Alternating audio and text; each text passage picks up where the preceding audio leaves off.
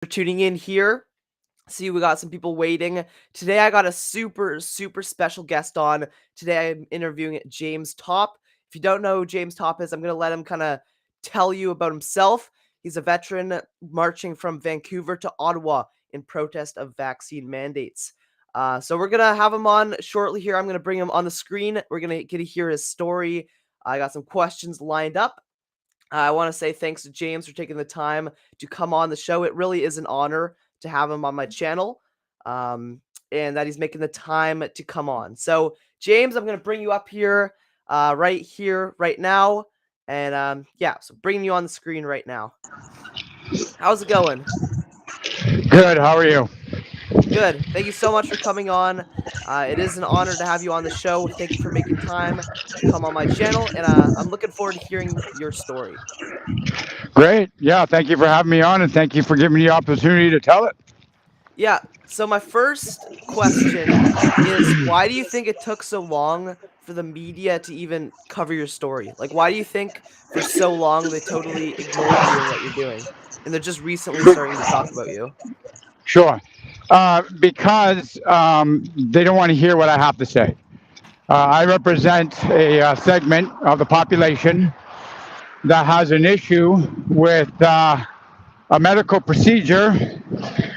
What they're calling it right now is a vaccination, but really there's a number of other things at work here that include isolation, testing, and quarantining. It's all part of something I don't think should be mandated by the federal government. Has less to do with my, opinion about vaccines than it has to do with what I think is abuse of authority on the part of the federal government. And I'm speaking as a federal government employee. So this is not allowed to be spoken of. This is not allowed to be given any heat and light. So, because others might get it into their heads, one sec, that they also have an issue with it and start speaking out. So that's one part of it. Another part of it is, because I've taken it upon myself to speak on behalf of all of the federal government employees and others, I might add. That is not something that is allowed to be talked about. And when I say that, I'm speaking about those people who have been placed in a similar situation to me. As a federal government employee, because I had an objection to this procedure, I've been placed on leave without pay. That means they put me on vacation and said, we're not firing you. You're just not allowed to come into work, and we're not going to pay you. Yeah. So you got charged by the Department of National Defense for speaking out while in uniform, correct? That's right. Yeah. Absolutely, I did. That was as a result of me being informed by my chain of command that I would subsequently, prior to that I was going to be released on administratively from the armed forces on what's called item code 5F, which is basically, for all intents and purposes in the language everybody can understand, is a dishonorable discharge. And that is because I had an objection to this procedure, which, we're not allowed to ask any questions about. We're not allowed to, think for ourselves about what we think, about the rationale behind all of this and the rushing through and forcing this thing on people. So, because I have objections again to the intrusion of the government into my personal life and refusing to disclose my status and or the vaccine, I'm to be released from the armed forces. Okay, so look, I spent 28 years in the regular army, full time, going overseas, doing the business, training the troops, and this is the thanks I get. They want to release me. So that's part and parcel of why I'm doing this, why I'm speaking out, and that is not allowed to be heard by the public. And does that answer your question? Yeah, so geez, after 28 years of service, they put you on leave for speaking out. I just want to say, Yeah. I just want to clarify that. So I was employed by the federal government in two Mhm. different departments. Mhm. So when I transferred from the regular Army to the reserves, that allowed me to do Army stuff part-time and get a job as a public servant full-time. Yeah. So in two different ways, I've been affected by these policies. Mhm. Well, I just want to say thank you so much for your service. I have a lot of respect for people who serve their country, so thank you for that. Um, but I also just want to say, or just want to ask, I see you got a lot of people going by honking. What has the support been like? I see you're not marching alone. There's been a whole community kind of supporting you, backing you, being behind you. What has all that been like? It's been an amazing experience. To be honest, it was unexpected at the beginning. When I started this in February the 12th is when I went out in my uniform to make my statement and to announce my intention to do this. And right off the bat, um, which is why I'm being charged. Right off the bat, I had folks approach me online and want to offer to help and be a part of this, and it blossomed into something a lot bigger than I had ever anticipated. So to the point now where we got, as we approach Ottawa, there's about 12 of us. Um, so that's just the on the ground team Yeah. enabling the marching, and the that's not even part. That's not even the online division that we have managing Mhm. Facebook, Twitter, and Instagram, and then it's like all these folks who have driven by, honking their horns, waving. In some towns I'll have meet and greets to kind of communicate why I'm doing this because as you've seen, is there been largely a media blackout on all of this. So Mhm. folks come out and they want to hear it and they want to take part, and it's been an amazing experience. There's been a lot of suffering and stress, and but it's offset by being able to meet folks, and it's encouraging, right? Because I think Yeah. prior to January, a lot of us felt like we were left out and alone. Mhm. Mr. Topp, How sir. you doing, buddy? Pleasure, Nice to honor. meet you. Andrew, Nice to meet you, Andrew. likewise. Who wants you to call? And then folks jump in usually Yeah. for the day, and yeah, it's like I said, that offset some of us had to endure, even though Mhm. it's been um, it's been minimized by the way the team has been being able to support.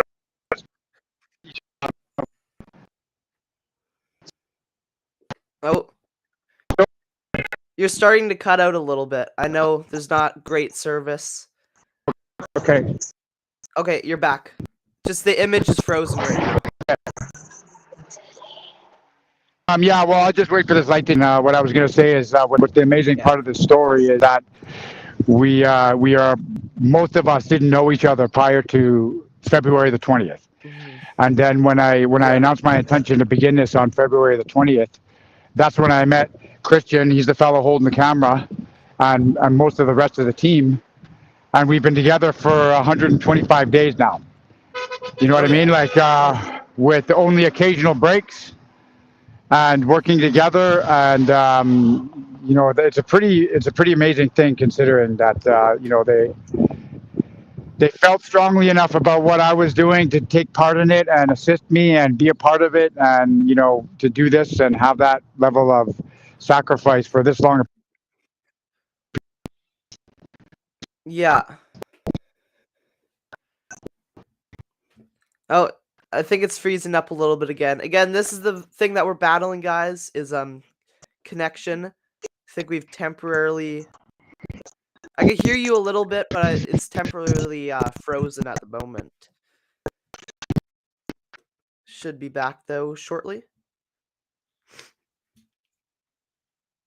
All right, so again, guys, this is what we're dealing with. He's marching to Ottawa, and of course, not always the best service. I was watching his interview with Clyde, and it cut out. Okay, you're back. You're I back. can hear you perfect, but it's probably the problem on our end.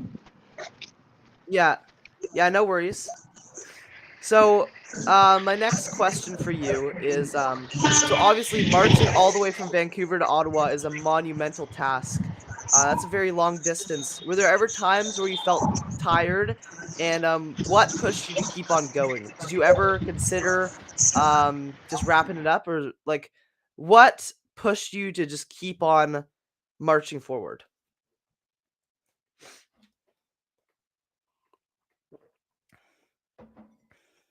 Nope. So again, freezing up a little bit. I apologize, but of course, no worries because it's nobody's fault. There just might be not any cell towers in the area. So yeah, let's see. Oh, Check, check. Hey, yeah, you're back. You're back. yeah. Did you Sorry, catch I my heard the last last part question? of the question. Yeah, I did. Yeah. Mhm. So, the, absolutely, there was a time I would say back in Alberta when it was, probably about a month, 6 weeks into this freezing cold wind. Still working on our procedures for how we were going to march and when we were going to stop. And, it was a challenging time thinking about why I was doing it and what I had bitten off and whether I could go the distance. And so for me, that was, I would say we were in a town called Coaldale, Alberta. And a fella I seen, we were walking on the highway. I seen a gentleman approach. Looked like he was having some difficulty walking. And as he got closer, he introduced himself as Brent Ginther. He was deployed overseas. He was a veteran. In 2006, he was in Afghanistan. Got very badly injured by some machine gun fire and while doing the business overseas. And Yeah. he was subsequently released from the military because of his injuries. But he had difficulty walking, lost a lot of muscle tissue due to the machine gun. And basically, he came. I saw him walking towards me. He introduced himself. He said, "This is important what you're doing." And that was what I needed to hear that day. That's what kind of got me over that edge. And Yeah. it was that has happened periodically. I got to say over the course of it, but that was the first time that really it motivated me to keep going and has ever since. And even later that day, I had an RCMP officer who had been placed on leave without pay. I won't mention his name.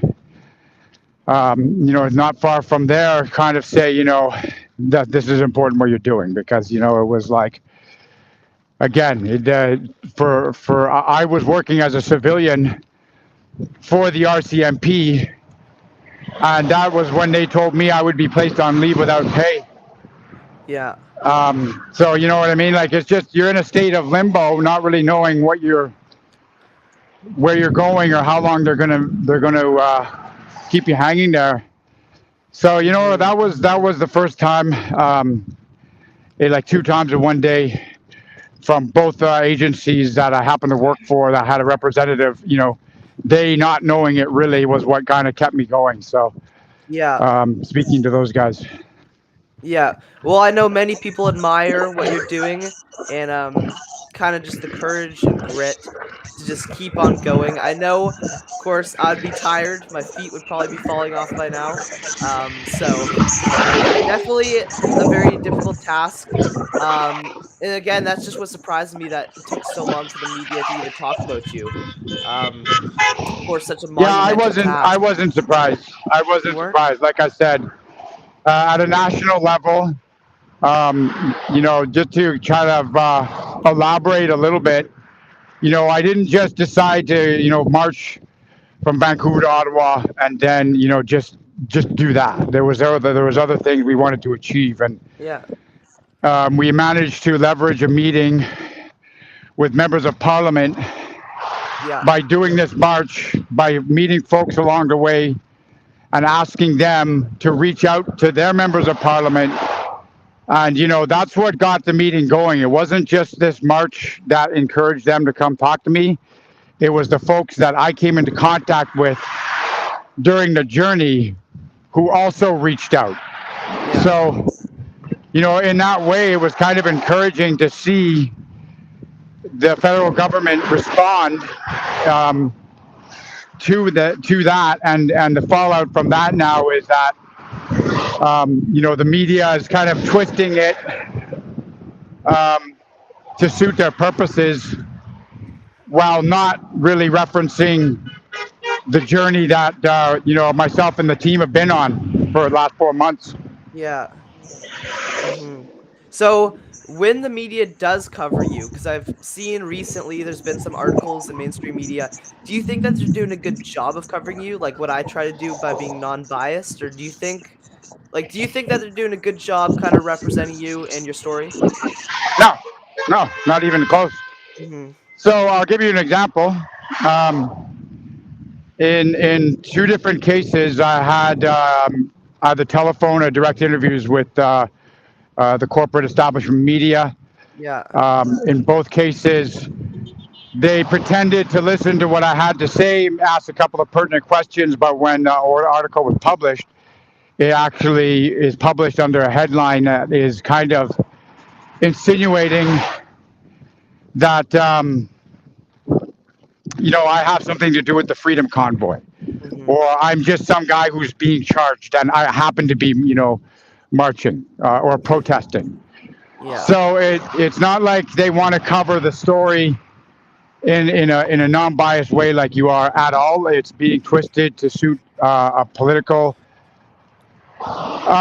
agenda, which I'm quite sure of.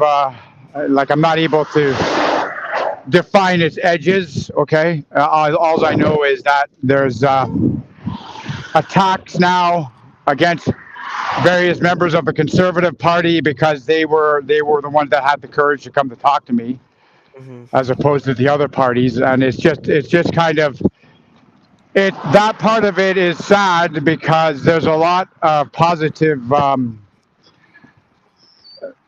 events around this whole thing that they could have reported on, instead of just being one-sided and trying to twist it. Yeah. But to be perfectly honest, I expected it. And Mhm. what I'm hoping is going to keep them honest is folks like yourself, who have that.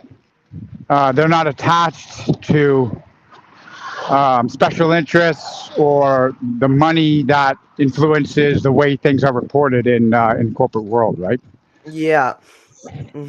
Well, I think that's a really big problem right now, not just Canada, but around the world. Is 100%. Yeah, media either caters to the left or to the right, and I think that that's just terrible. I think that it'd be nice to be able to turn on the TV, watch the news, and be able to think for yourself and make your own opinion, and not just be like force fed everybody else's opinion, because like you're really just hearing Yeah. what the person who wrote the article thinks. You're not hearing like what actually Uh, happened. well, actually, you're hearing what they're being told to write by their Yeah, editors that too. and owners. Yeah. But I will say this, though, you can, and like you're probably doing it, right? It takes a little bit of effort, but not that much as you would think, to just kind of look behind the headlines, to do exactly what you just said, to think for Mhm. yourself and come up with your own opinions. Like, Yeah. anybody can do it. It takes a little bit of work, which is why I think, this is one of the kind of things I'm trying to get across with this march. Like, I think there's some folks who think that this is impossible. I didn't march all this way. And what I'm trying to demonstrate to them is that something like this is entirely achievable and possible if you have the right people helping you, and you have a plan, and you can stick together for the purposes of accomplishing the mission. Yeah. And and that should encourage them to at least take a little bit of time and effort to not just digest what they're handed through the screen, but do a little background research. Mhm. Yeah, absolutely. Just want to say thanks to Freedom for that $2 super chat. Appreciate you. Thanks to my mom earlier too for the super chat. Just to bring it back, because you said when I asked you what keeps you going, you also mentioned the cold weather. It looks like it's sunny. It's sunny in Victoria. It looks to be nice where you are right now. But how has the weather been? Have you been marching through snow, through rain? Like how has that been? That's obviously got to make it a lot tougher having to put up with Oh Canadian yeah, climate. 100%, Yeah. 100%. Yeah. Mhm. We just give me one sec here. How you doing, fellas? Vancouver. Oh yeah. Thank you, sir. Gift card for you, and this might prepare you further. Okay. We'll hang on to this till Canada. Hi. Hi. We I'm get sorry. What's from your a name? donkey park. Okay. Hey, how are you? Oh, no big trouble. Thank you. What color? Oh well, just doing my job. You're doing it? Yeah, yeah. So I gotta take this picture and we'll carry on. Yeah.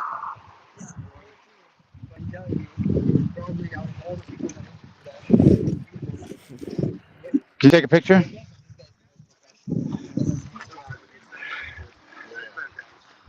Well, he's got a camera there. Are you ready with your camera?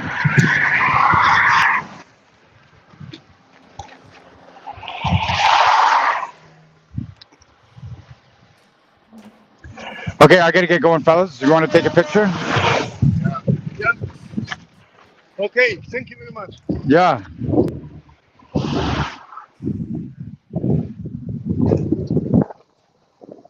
Okay, you guys. Thank you for stopping.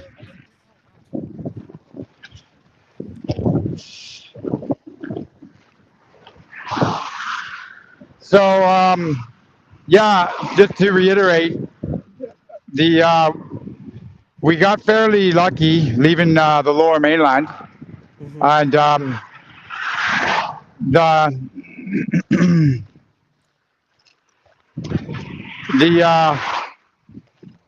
the weather in Vancouver, Victoria, as you know, is fairly forgiving in the wintertime. Mhm. We left in the middle of February. I knew that it was going to get worse as we went into the mountains, but the time it took us to get out of Vancouver into Hope, was almost a week. So, it was a conditioning phase. It was a chance for us to stretch our legs and build ourselves up a little before we got through Hope and into the mountains. And then as we hit Hope, we had a lot of rain. As you know, in that region, there's a lot of rain. And however, getting through the mountains, there was one section we kind of had to drive through because there wasn't enough room on the highway Yeah. with all of the snow on the shoulders. So absolutely, the weather was a challenge. However, getting through the mountains, we were really fortunate in that a lot of the weather systems kind of passed over us, or they came into the night, Yeah. so that we were able to get through the snow like the next day without too much of a problem. And where we really had the worst weather was going into the prairies. It was just getting across Saskatchewan and Manitoba. Mhm. It was the wind was in our faces all the time. Cold. A couple of snowstorms. It was challenging. Absolutely, Yeah. that was probably. I felt like that was, even though it was flat. It was. I felt like that was the uphill part of the journey, Yeah. to be honest.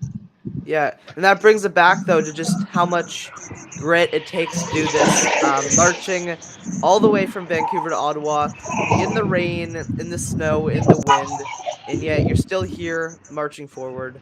Um, it's definitely courageous for sure.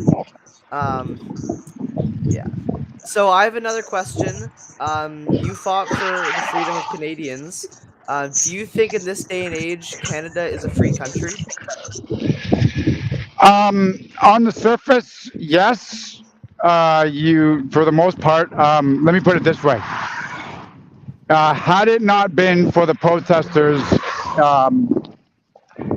in Ottawa in January and February, I do believe that we would be in a much different place right now. If you were tracking, And when I say tracking, that's a term for following. Sorry. Where they were going with the vaccinations, with proof of vaccination, with passports, all this stuff. That was where we were headed. And I think that's where we would be if it hadn't been for those protesters going to Ottawa and doing what they did. They demonstrated that there was a sizable chunk of the population who was against this kind of discriminatory system being pushed down on us. Yeah. So having said that, I think that that was one of the reasons why some of the restrictions and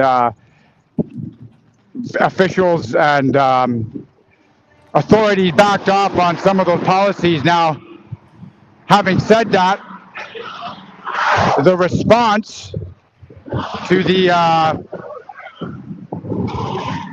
those protests by the federal government also indicates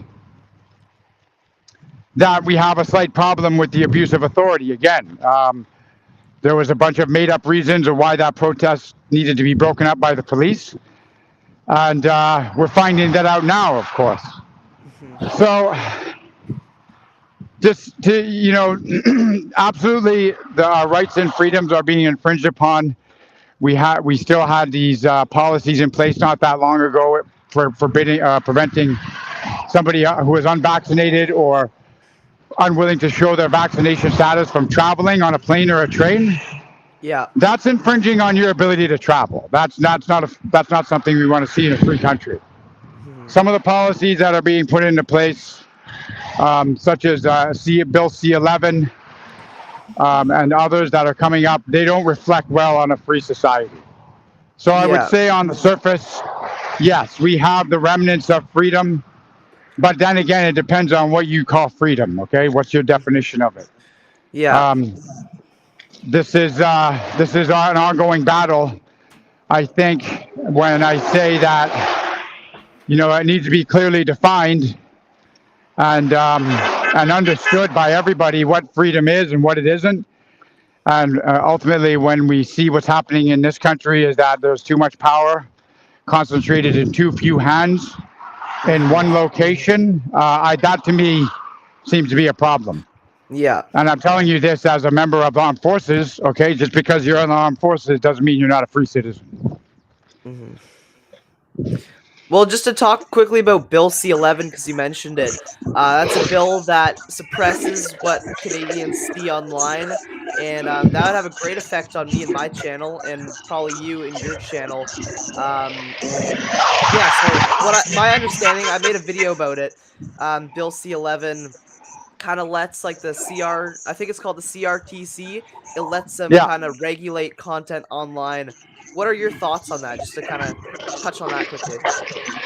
Well, because it is such a dense piece of legislation, it takes us, for myself, you can actually find a fairly well-written article on it at the Canadian Taxpayer Federation, which basically is talking about everything that you just said.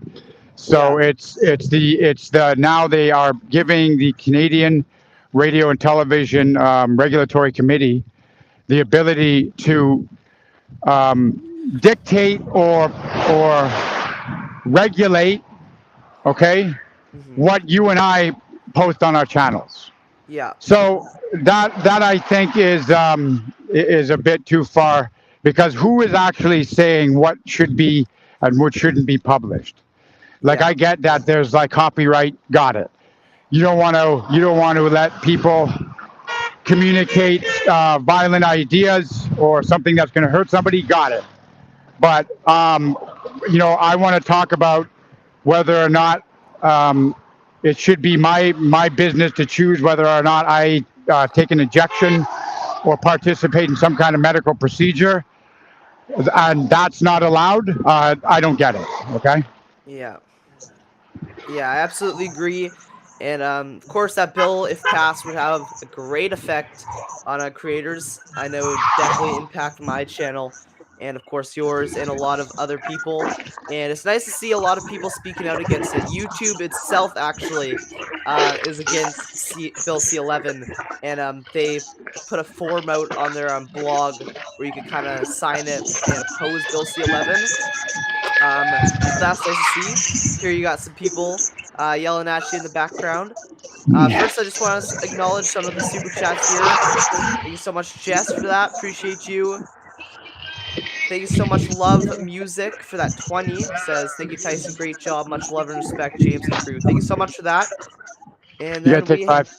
we had a 50 down here. Thank you so much, Michael, for that 50. Says Tyson Rocks. Appreciate you. Thank you so much for that. And yeah. So we're caught up there. But yeah. So I saw on your YouTube channel that yesterday you were in Petawawa. Whereabouts are you now? Well, I'm just outside of Pembroke. The thing is, Petawawa. Hey, how you doing? Good, how are you? Hey, that's where I used to be posted back in my full-time Army days. Oh yeah. So it's one of the largest bases in Canada actually, Oh yeah. and that's the home of it's the home of the Canadian Special Operations Regiment, 450 medium helicopter unit, transportation helicopter unit. Yeah, it's a big base. A lot of good folks work there. What the tragedy, okay, is that all the guys I used to work with and who I know there, and if they're still in the Army, they've been told that they're not allowed to come and talk to me. This is the state that we're in right now. Anybody in the armed forces driving in and off that base is not allowed to have a flag on their vehicle. And they're not, if they are seen talking to me or acknowledging anything I'm doing, then they will be charged under National Defense Act. That is where we're at. Man, that's terrible. So they're not I even agree. allowed to speak with you. That's right. Wow. If they're caught, then they'll be charged. I want to thank you. See, James is still meeting some people. I see Yeah. videos all the time of like meet and greets. Hey, You buddy. get some pretty large crowds, so meeting some people there. Yeah. Always nice to see. So you started your march in Vancouver at the Terry Fox Are you live with Tyson Hawk? statue. Yeah. Right? Thank you. You got. Thank you He's so right there. much. Tyson. Hi, Tyson. This gentleman knows Good you. job, young man. He Thank you says, so "Great much." job." Thank you. Thank you so much. So you started your march. So yeah, sorry. Yeah, go ahead. Yeah, so you started your march in Vancouver at the Terry Fox statue, right? And Yeah. you're marching to the Tomb of the Unknown Soldier in Ottawa. That's What right. made you choose those two kind of landmarks? Yeah, I was a real little kid when Terry Fox was doing the business he was doing his marathon, what they call Marathon of Hope at the time. Mm-hmm. He was trying to generate funds for cancer research. He himself was an amputee, he lost his leg, but he maintained his determination and courage in trying to do a marathon across the country. And that I just want to make it clear, I'm not comparing myself to Terry Fox. I'm me and he's Terry Fox, and he's kind of a higher order of human than I am. But I got to say that, as a kid, it was something that always stuck with me, that determination to get up and run a marathon every day, and while being an amputee and having, that meant something to me. And so I was a little kid in Vancouver when he was doing his thing. They erected that monument too when I was a kid, and it's a special place for me there. That's why I decided to start there. Mm-hmm. And it was also a convenient landmark for people to find too for that day, because I had asked anybody if they wanted to come see me off to come meet me there. Yeah. The Tomb of the Unknown Soldier is at the War Memorial. The War Memorial has a special place for me too, because that's at this part of the journey. This is the honoring of the veterans. from from the time the Canadian Army was established. Hello. Good. How are you? Thank you, ma'am. We're just on an interview. Thank you, ma'am.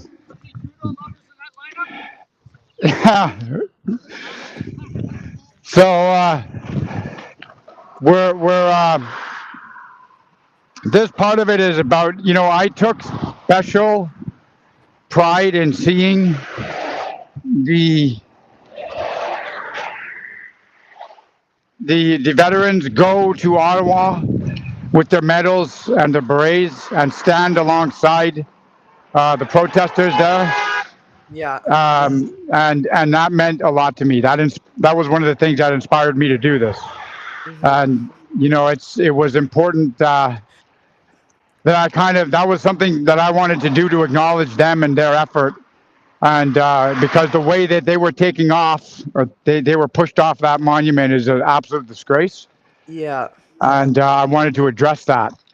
And that's kind of why I was like, hey, this is a marches for veterans too. This is in remembrance of what you sacrificed, including the ones who sacrificed everything. How you doing, man? Thank you, Jude Parker, for that too. Appreciate that. Thank you so much. Thank you. So James, what were your thoughts on how the veterans were treated in Ottawa? Some of them were dragged away and arrested. What were your thoughts watching that? Well, like I said, that was to me, that was a national disgrace. And it's not been recognized as of yet. I think it probably will in the future. But hey, listen, that is a monument to veterans that was built by. It was built for them by the Canadian public. That monument belongs to them. Do you understand? Yeah. And for them to just be roughly thrown off of there like they were because what? Because folks in Ottawa didn't like them there because they felt threatened. Like, it's not acceptable. And not just the veterans, but like everybody. Like, what do you think about how the protesters were treated in Ottawa? Of course, there's video of one of them getting trampled by a horse. Like, what are your thoughts on how the police kind of handled that? Well, look, they were given orders and they followed their orders.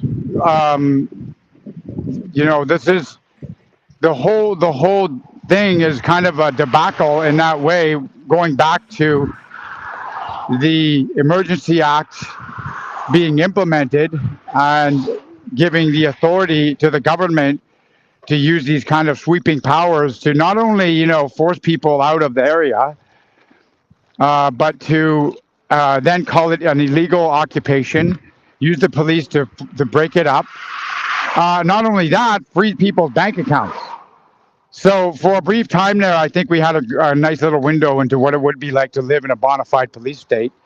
And I think it's going to take everybody standing up and making their voices heard to prevent that from ever happening again.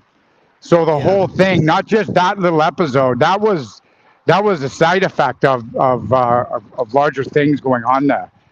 And I'm going to take this opportunity now to impart something on you, because what I think is happening here is where I see the real breakdown being is at institutional levels and the change of command at institutional levels. And when I say that, I'm talking about governments, authorities, federal and provincial health authorities, for example, Department of National Defense, Public Service Alliance. Okay, so there's something going on at the highest levels of our institutions. And, because I have a lot of time to think about these things while I'm marching, I do have a background in psychology. And I've determined, or what I would like to put forward is that at the highest levels, there's folks who are in decision-making, policy guidance, creation and enforcement, and they suffer from something called institutional cognitive decline disorder. So what it is, and I'm just making this up right now, by the way. Hopefully it becomes a thing that we can use to diagnose this disorder, because what I think is at the highest levels where we have something going on, and I've seen it happen myself as being part of the armed forces, okay? You become disconnected from what happens on the ground floor, so to speak, okay? Yeah. So you're ensconced in these towers and offices. You're surrounded by people who tell you what an awesome job you're doing. You create policy. You don't see the effects of it. You don't see the effects of it because it's not visible to you, because you're so far removed to where it lands in the Canadian public. So we had policy implemented and enforced, and one of the symptoms of this disorder is the inability to see the human cost of these policies being enforced. And by that I mean, what is the human cost of enforcing mask mandates? I'm sure between the two of us we can come up with a few of them. Yeah. There's a hindrance to communication. There's the inability to connect on certain levels and come to agreements on things because you can't see the other person's face, and it goes on like this. It's this adherence to a policy that is clearly harmful is a symptom of this disorder. So this is what I'm kind of saying is that this is the why we're in this position we're in too. One of the symptoms of this disorder is a chronic lack of courage and identifying and speaking out about the potential harms of certain policies being enforced. So that's just I'm putting it out there. I hope it becomes a real thing that people start studying. Yeah. So I also saw, I wasn't able to actually watch your meeting with the members of Parliament. I believe it's members of Parliament, correct? I wasn't able to watch it because I was in school and I was wrapping up with final exams and such. So I was not able to see that. But it's been recorded, so you can download it. So how do you think the discussion went? It wasn't so much of a discussion as it was my ability to have their ear. Okay, so in and of itself, I was told that having any of them show up was quite an amazing thing to happen in and of itself. But like I said, they were asked by their own constituents to be there, and they arrived, and I commend them for their courage. I had told them what I am, why I'm doing what I'm doing. But more importantly, what I wanted to get across to them is that I was, journeying across this nation, meeting all these folks. What I found is that, with the implementation of these mandates, it's engendered a real dissatisfaction with the federal government, and it's something that they may not see from where they are in Ottawa. So are you still with me? Yeah. So that was what I tried to explain to them. I wanted to come to them and have a constructive conversation. I wanted to explain to them what I was seeing. And the constructive conversation, what I put to them is like, here's me speaking on behalf of all these people that I've met. Let's begin a repair process. And the repair process begins with the 3R formula, okay? So repealing mandates, reinstating workers, granting restitution for the wages lost. And this is going to go forward to repairing the damage that's been done, because there's this rift between the Canadian public and the federal government. A lot of the folks that I've talked to, they feel that the Canadian government is unresponsive to their needs, that the federal government doesn't care about them, they're being cast aside. That they just look at it as something of a hopeless situation. Yeah. So number one, the fact that they met with me, that's a sign of that's a good thing. It took a lot of effort. It took 4 months of marching. It took over 4,000 kilometers. to get their attention. It took me meeting thousands of people and asking them to reach out to their MPs and have them encourage their members of parliament to come talk to me. But it happened. Something happened there. So that in and of itself is something that is positive that came out of it, despite the way it's trying to be portrayed in the media. Yeah. And number two, like I said, I wanted to be constructive.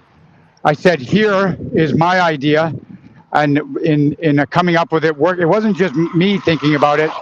It was me having discussion with other educated people and presenting this formula, okay, for repairing the divide between the Canadian public and the federal government. So that happened. Now, of course, none of that was reported on, which is fine, but the fact that I was able to do that, the fact that I was able to shake their hands, meet them, and you know, they have networks of communication and assistance that I'm hoping that we'll be able to stay in contact with and have further meetings in order to kind of put the 3R equation into you could kind of inject it into policy guidelines coming down the road. Yeah. Yeah, well, that's all it's about is having discussions, and of course that's what we'd like to see more of nowadays is people taking the time to have those discussions and hear both sides of the story instead of just focusing so much on one side of the story. So for Right. sure that is amazing that you were able to have those conversations. Is there any rallies planned for when you arrive at the War Memorial in Ottawa? I know that there's probably going to be a big meet and greet. So is there anything planned for that? Yeah, that's exactly what it's going to be, a meet and greet. And we're basically going to go, I'm hoping there's going to be a ton of veterans there, and I'm hoping to get reunited with some of my friends. Yeah. And, you know, it's an entirely peaceful event. We're not planning any kind of, you know, this is the celebration of the end of this march, basically. Mhm. So, how you doing, brother? How you doing? I'm a Patricia, retired. What's your name? We got Albert. Winmore in the house. How's Yeah. it go, Winmore? Friend of mine now, Morgan And I Marshall. saw we got Connor Desi as well. I'm not sure if he's still in here, but I saw him back a while back. Oh, right. Yeah. Anyways, Yeah. I've been following you. Okay. With VF4, so proud of you, man. Thanks, man. I'll be seeing you on the hill. Okay. Down in Iron Park. Have a chat. Yeah. Good to see you. Hey, are you going to be at that thing tonight? I'm just heading up to Cameron Deep River. Okay. Yeah, we live in Iron Park. All right. Okay, well, I'll see you on the way. Yeah, this is this area. Sorry about that. This area is rich with a lot of my old buds from back in the day, so they Yeah. pop up every once in a while. Oh yeah, awesome. But yeah, it is. You know, this is a celebration of the end of the march. In all honesty, I'm tired, and I'm looking forward to both completing it, seeing my friends, and more importantly, I want to give the ability for everybody who goes there to see and thank the team that made this happen. Because, like I said, you know, you've met Christian. He's the one been carrying that phone now Yeah. for well almost an hour, right? I got some folks with me, like Dan back there carrying a flag. I met him on February the 20th, and he's been carrying a flag pretty steadily since we left. So, Yeah. you know what I mean? Like, I want to give them the opportunity to be recognized and be noticed because they deserve it. Yeah. Hadn't it been for them, you know, enabling me to do this, I never would have made it this far this fast. I thought right at the beginning I would do it on my own, but I realized I needed to accept the help from others. And because I did that, I was able to get here in this period of time. Like, you know, we're talking marching 45 to 50 kilometers a day, almost every day for 125 days. We had the occasional rest day. We had a rest day every 5 to 6 days. But this has been going on for 4 months, and this was accomplished with this team of people working together. Well, it's nice to see that you have a community of people kind of behind you on this for sure. And everybody needs a good support team. I know personally, I got my parents as kind of my support team, but that's nice to see for sure. Good, good. My next question I have to ask is mandates are being dropped. I believe that the mandate to travel on a plane within Canada is having to be vaccinated to travel on a plane within Canada. I believe that's been dropped. Of course, the mask mandates were dropped a long while back, and yet you still keep marching. Despite mandates being dropped, what is the reason that you keep on kind of marching forward? Oh, no, I think we lost him. It went black. Okay, so now the video is back, but I can't hear you. Oh.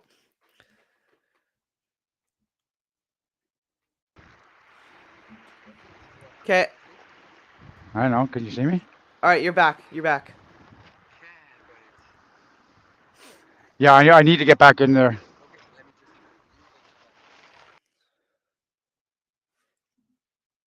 Nope. All right, we have lost him temporarily. I think he'll be back in the stream. Having some technical difficulties, of course. Um, Chuck says, just like the Terminator, they'll be back. So yeah, don't worry. They should be coming back on soon. I saw this happen when Clyde Do Something interviewed James, that they had a little bit of connectivity issues. I see Nick here says suspended, not ended. Yes, that's what I should have said. So they suspended the mandates, not ended. Thanks for the correction there. Okay, James is back. I'm going to bring him back. That's me, You Rebecca. as well. All So right, I got to do this call. For sure. Thank you. Yeah. Hey. Sorry. So like you had been elaborating on, I think, while we got cut off there. Um. Do you want to get a picture? Sure. Okay. 1 second. So the mandates aren't lifted. Okay. They're not even close. They've just been suspended. Yeah. And I gotta get a picture here. So they've only been suspended, and they'll be re-implemented the minute that there is, some kind of indication that it's required. So like, let's not kid ourselves. This is not something that's going away. We need to repeal them completely, and which is one of the reasons why I had an expert in the field come speak to me with the members of parliament.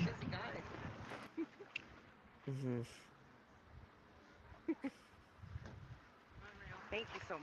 Thank you. James takes some photos there. So that's one of the reasons. Hey. Yeah, just 1 sec, sorry. Sorry, James. No worries, no worries. Thank you. I think this would be an awesome picture. Thank you so much. Thank you, guys. So, sorry, we know that the mandates have only been suspended. They'll be implemented on us again unless we get some common sense put into the. Hey, buddy. Pat Nyman. Pat. Yeah, you were a long time ago, buddy, but Nels and Tara, Yeah. Winnipeg. Oh, Pat, dude. you, Yeah, how you Put doing? in the freezer, it's for your feet. She said Okay. there's a pad back west. All right. All right, good luck. All right. Yeah. Hey. Watch yourself. Yeah, Thanks. So yeah. Okay. So just to reiterate, the mandate needs to be repealed for all of the reasons. None of the measures that were put in place. It can be conclusively shown now that they had little to no effect on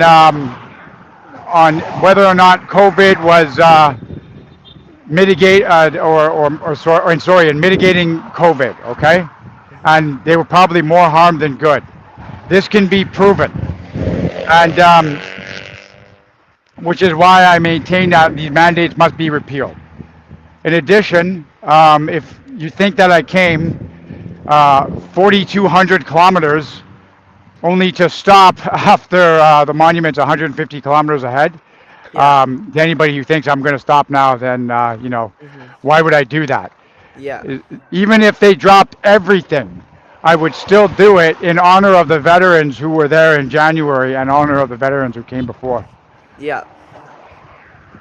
Hmm. How you doing? How are you? Good, good. Thank you. Thank you, buddy. All right, so James, we're coming up on an hour. Is there anything else that you'd kind of like to say before we wrap this up? Yeah, I would just like to say to anybody who is interested, okay, all of the meetings that we had, okay, the interviews that we had with CBC and CTV have been recorded. They're up on our website. You can go and watch them and compare what you're seeing, compare what I'm telling you to what you're reading and seeing in the paid media. You know, think for yourself. Come to your own conclusions. You may not disagree or you may not agree with what I'm saying, but at least have, think about it. I have, before I went on this march, it wasn't just something I went and did. There was a little bit of thought put into it. And I made sure that I wasn't wrong. Or, sorry, let me put it this way. I made sure that all of the evidence that I looked at that led me to my conclusions about what COVID is, what it isn't, the effectiveness of vaccines and the policies, I I came to those conclusions because I looked at evidence first. You know what I'm saying? Hmm. Yeah, absolutely. Hello? Yep. Am I coming through? Yeah, I can hear you. Okay. So that's what I would encourage anybody else to do. Hmm. Absolutely. So thank you so much for coming on my channel. It's been an absolute honor to be able to have you on and hear your story. Thank you so much.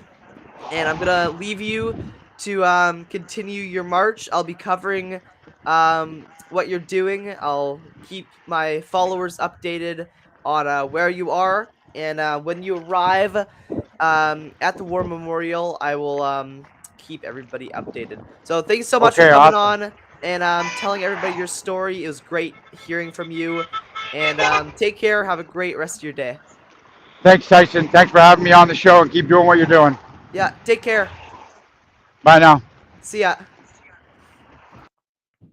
Well, that was awesome to have that discussion with James Topp. Hopefully that encouraged a couple people to think about James, research James. He has a website that I have in the description. It's canadamarches.ca. You can go to his website there, and he has a GPS tracker on his website of where you could track where he is. He also has an about section where you could read more into what he's doing. Thank you so much, Anonymous, for that 10. Says great work. Good soul, Tyson. Thank you for covering. Thank you so much, Anonymous. And we had another here. Douglas, thank you so much for that 20. Appreciate you. Thank you so much for that. So yeah, thank you everybody. I know people are going to watch this on the replay too, so please share this out. If you're watching on Facebook, share it to your profile, to your page. If you're watching on YouTube, share it with your friends. Share. That's how we're gonna get this message out there, and we're gonna get the message of James Topp out there even further. So, like we touched on in the interview, mainstream media is now covering James in a story, but as James mentioned, he doesn't think that they're doing a good job. Some of the headlines he said are misleading, and that's why I think it's so important to have independent journalism, which is what I'm doing. I'm not trying to mislead anybody with any provocative, crazy headlines. Just here to share um, what he's actually doing with a non-biased perspective, just to hear his story. I think it's so important to have discussions. That's why I think it was nice what he was able to do, meeting with members of parliament to have those discussions. I feel like the world would be a much better place if people would listen to one another instead of name calling and saying, "Oh, somebody's a horrible person for having this opinion." Well, that's obviously not true, And if you think that way, maybe you should just have a discussion with that person first. But yeah, thank you so much everybody for watching. This interview has been streamed live on my YouTube channel as well as my Facebook page. So that's where you could catch it. If you're just tuning in now, there will be a replay of the recording of this interview. I'm going to log off now. Thank you so much, everybody, for watching again. Massive thanks to James for coming on. Take care, everybody. Have a great rest of your Thursday here. Or, no, actually, today's Friday. And I should be more active on this channel. I know I haven't really posted that much lately, so I'm hoping to be more active on this channel. I'm now on summer break. I saw somebody mention a while back. No school for Tyson today. So yeah, yesterday was my last day. No, not yesterday. I'm totally getting it confused. No, Wednesday was my last day. I passed all my classes. So yeah, I'm now on summer break, so now I'm free to do YouTube to my heart's content. Queenie, thank you so much for that too. Says, oh good, made it. Sorry, just woke up. Much love. No worries, Queenie. Thank you so much for that too. And like I said, there should be a replay stream available on my YouTube and Facebook page. So with that, I'm going to log off. Take care, everyone. Thank you so much for watching. Subscribe if you haven't already. Follow if you haven't already. That helps out a ton. I know that there's got to be somebody watching who isn't subscribed. So if that's you, please click that button. But I'm going to end it now. Take care, everyone. Thank you. Have a great day. Julissa, you have a great day. Anonymous, you have a great day. Love music. You have a great day. Everybody, take care. And I'll see you all in the next one.